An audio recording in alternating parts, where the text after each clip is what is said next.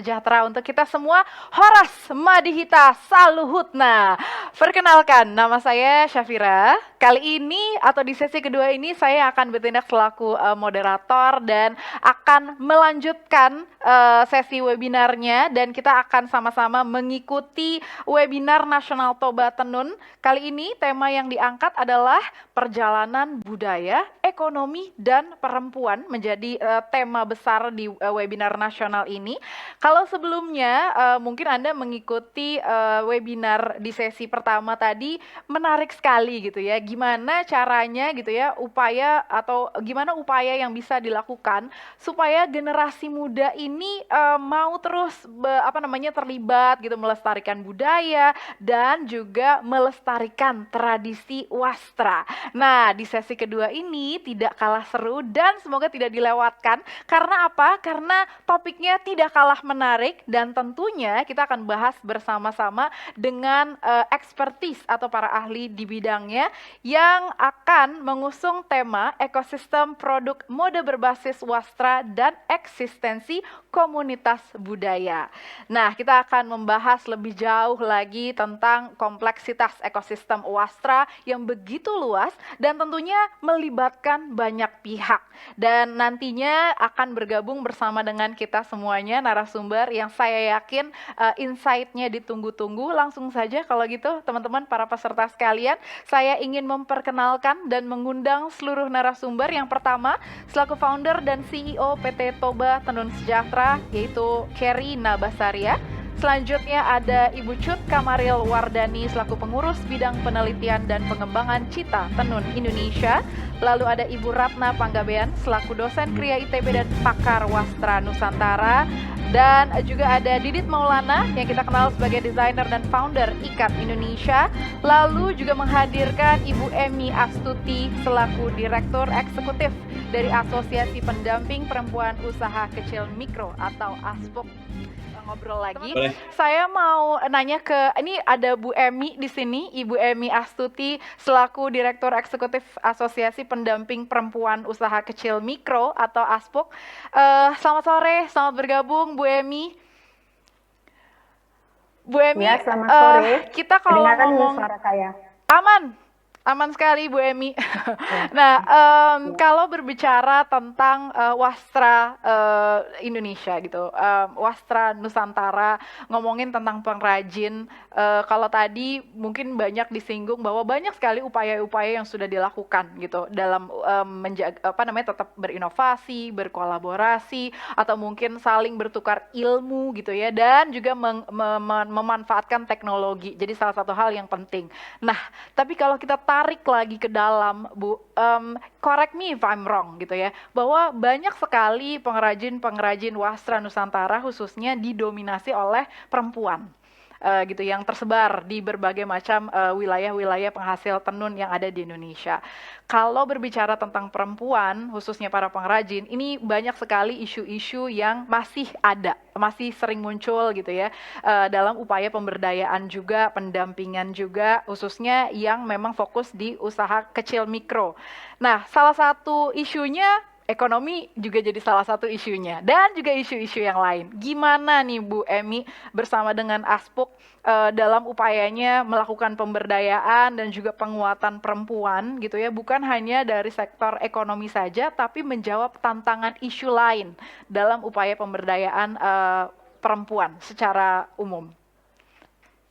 Iya, terima kasih. Yang saya hormati founder dan CEO Toba Tenun ya, Mbak Kerry, terus para narasumber, ada Ibu Cut Kamaril, Ibu Ratna, Mas Didit Maulana, ya. Salam kenal, ada salam dari Mbak Mia ya, Mbak Mia Ariana. Saya di ASPUK, Asosiasi Pendamping Perempuan Usaha Kecil, baru 4 bulan ya, baru terpilih dalam forum nasional. Jadi saya salam kenal buat semua narasumber. Sedikit sebelum masuk ke pertanyaannya Mbak, saya mungkin sekilas tentang ASPUK ya. Jadi ASPUK ini sebuah jaringan kerja yang terdiri dari 44 LSM ya, di 5 wilayah. Jadi ada di wilayah Sumatera, di Jawa, kemudian di wilayah Sulawesi, terus ya ada NTB, NTT, Bali, terus Kalimantan. Nah, di Sumatera itu ada di Sumatera Utara itu anggota kami LSM Pesada Ahmo itu juga sangat intens dan kuat dalam pendampingannya dan pengorganisasian para penenun perempuan.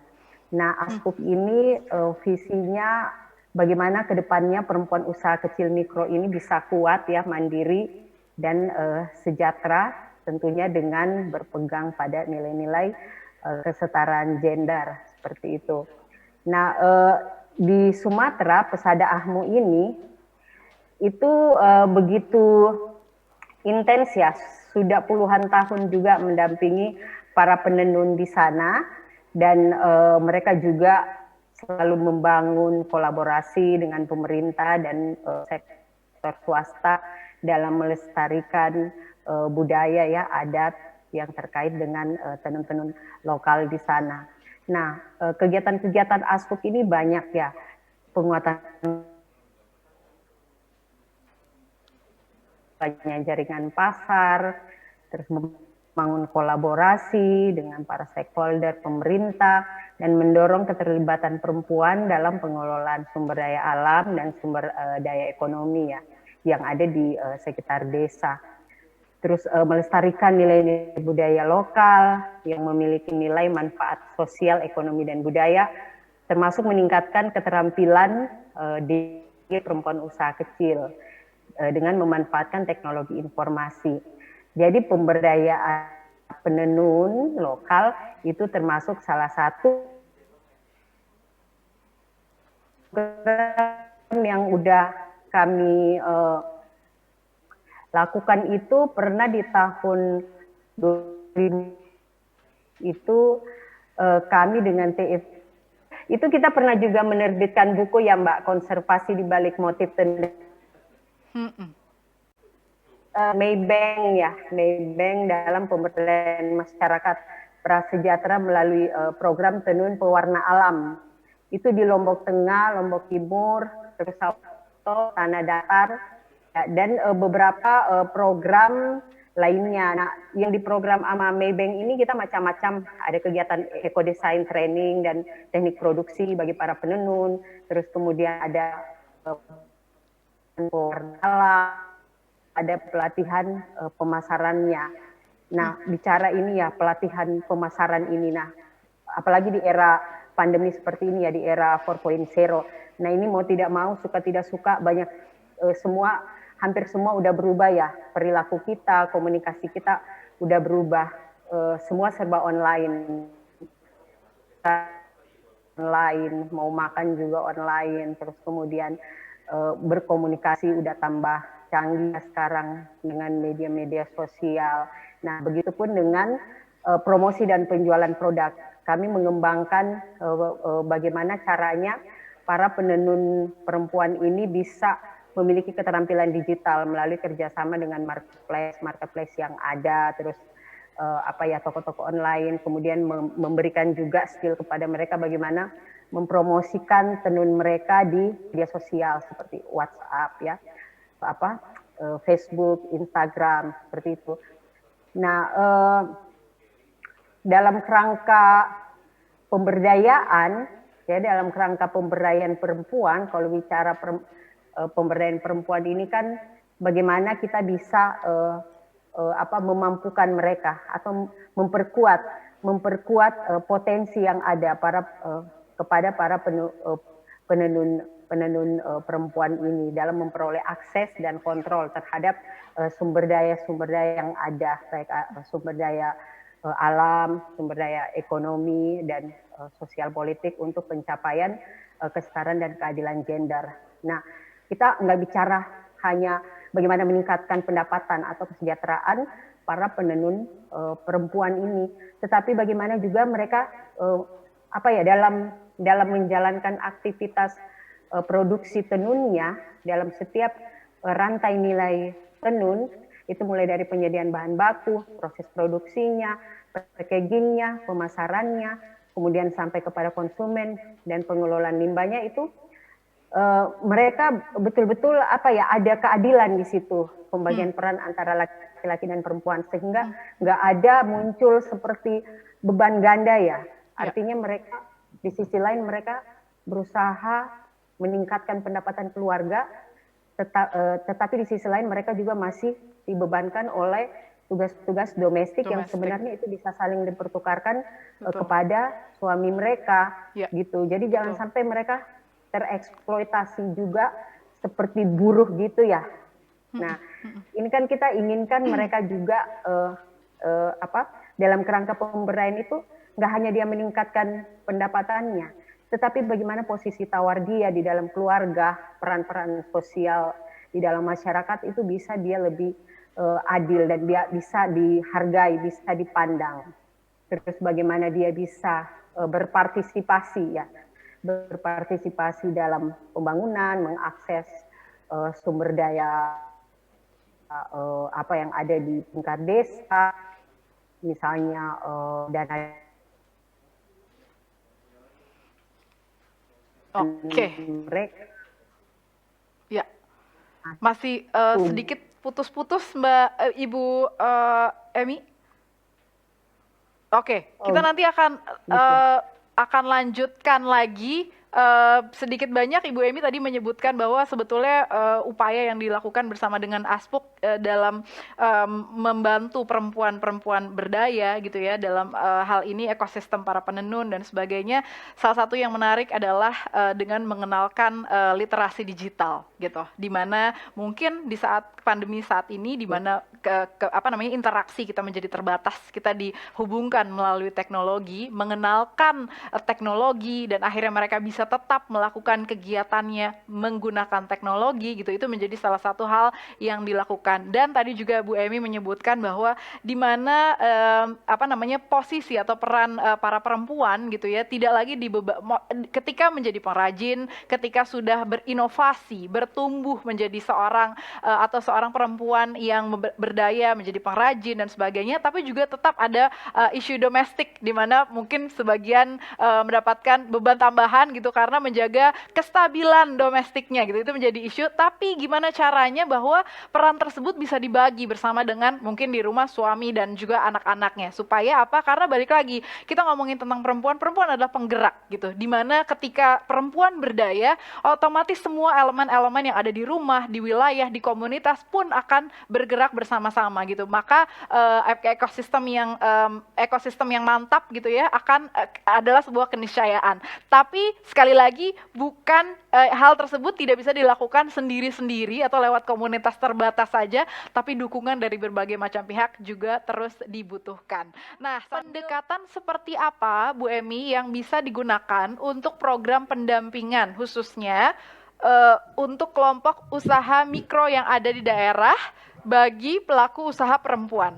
Silakan Bu Emi. Ya, terima kasih. Ya, halo, suara saya kedengaran ya? Kedengaran, Bu. Ya, jadi dalam kerangka pemberdayaan, kalau saya melihat itu jangan berbasis kegiatan ya. Misalnya kita ngasih pelatihan keterampilan untuk pewarna alam atau pelatihan ekodesain aja udah itu selesai. Tapi dia memang harus ada program yang berkelanjutan yang dirancang minimal setahun. Kalau kami itu di LSM gitu ya, itu sangat jarang kegiatan-kegiatannya bulanan udah itu selesai. Tapi dia paling minimal setahun. Setahun itu misalnya dia ada pembentukan dan penguatan kelompoknya dulu, kemudian sosialisasi tujuan dan dampak yang diharapkan, manfaat yang kita harapkan bersama-sama, kemudian pelatihannya, peningkatan keterampilannya, terus kemudian pendampingannya. Bahkan kami itu pendampingnya itu live in, tinggal di suatu komunitas itu supaya dia bisa berbaur dan memahami betul apa yang menjadi persoalan dari masyarakat di situ, penenun, apa yang menjadi persoalannya gitu. Nah, persoalannya itu misalnya mereka macam-macam ya. Misalnya kita lakukan asesmen dulu, misalnya mereka itu punya pengetahuan tentang jenis tanaman pewarna alam, tetapi ternyata udah berkurang karena misalnya di situ udah gundul tuh hutannya ya, ada ada persoalan hilangnya beberapa jenis tanaman di situ, atau mereka sebenarnya punya potensi tetapi ternyata mereka belum mengetahui atau belum bisa menggunakan jenis tanaman itu. Nah, jadi apa yang mereka punya kita perkuat, apa yang mereka belum tahu kita sharingkan seperti itu. Betul. Dan ataupun misalnya dia ternyata persoalannya misalnya terkait dengan ekodesainnya, pengembangan motif-motifnya kah, atau persoalan marketingnya. Jadi kita identifikasi dulu masalahnya, udah itu kita coba jawab dengan program-program yang memang sesuai dengan kebutuhannya mereka. Nah, kalau itu bisa lebih komprehensif itu lebih bagus, tetapi itu jangka panjang supaya dampaknya juga itu bisa kelihatan hasilnya. Seperti itu sih pendekatan yang selama ini yang kita lakukan. Baik, baik. Terima kasih Bu Emi.